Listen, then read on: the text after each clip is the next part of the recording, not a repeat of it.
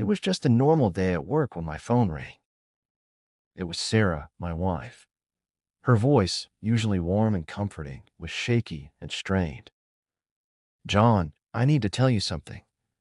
I don't know how to say this. Something in her tone immediately made me nervous. My heart sank. "What's wrong?"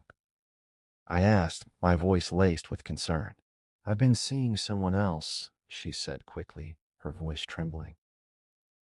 "It's been going on for months, John.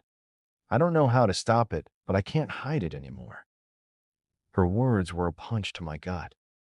I felt the ground beneath me shift. I could barely breathe. "Who? How long?" I asked, trying to gather myself. "Mark, from work," she replied, the guilt in her voice unbearable. "I'm so sorry. I never wanted to hurt you." I stood there, frozen, as the world around me seemed to fall apart. The woman I loved, the one I had trusted with everything, had been seeing someone else. My mind raced, but all I could feel was the deep ache in my chest. "How could you do this, Sarah? How could you betray me like this?" "I never meant for it to happen," she whispered. "It just did. It wasn't planned." I felt sick. I couldn't process what she was saying. "You've been sneaking around behind my back while I've been here, at work, providing for us. You've been lying to me. Do you even realize what you've done?" "I never wanted to hurt you," she cried. "I'm so sorry, John." But I couldn't feel the sincerity anymore. All I felt was rage. I had been blind, believing in a perfect life with her, while she had been living another life, one she'd kept hidden from me. "Sorry doesn't fix this, Sarah. Sorry doesn't erase the months of lies." She sobbed, her hands reaching out for me, but I stepped back. "Don't touch me. You don't get to touch me after what you've done." I turned and walked out, my mind spinning. The pain was unbearable, but there was something more, something darker stirring inside me. I couldn't just let this slide, not after everything she had taken from me. The next few days were a blur. I stayed away from home, staying with friends, processing the betrayal. My thoughts were filled with the consequences for Sarah, but also for me. I thought about the children. What would they think? What would this do to them? I knew I had to act. I couldn't let Sarah get away with this.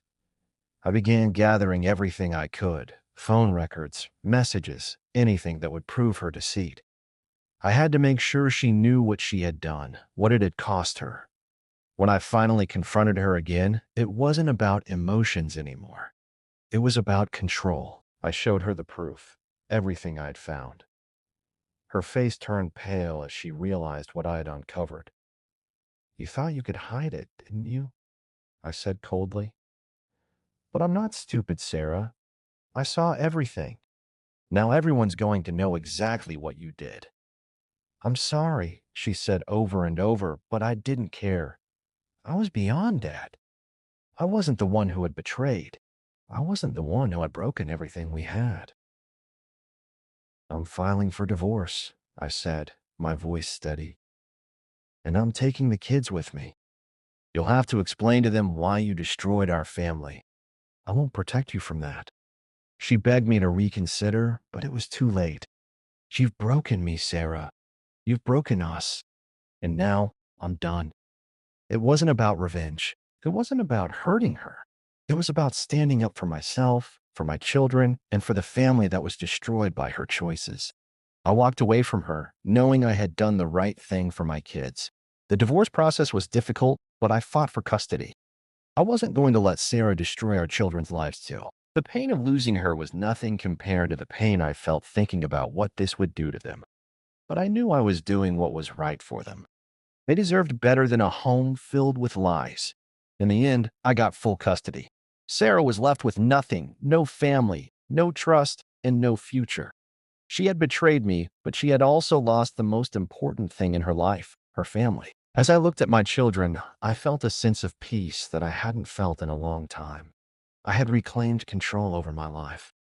I was going to raise them right, teach them what love really was, and show them that no matter what, family always comes first. And Sarah? She had to live with the consequences of her actions. She would never get her family back. That, to me, was the ultimate revenge.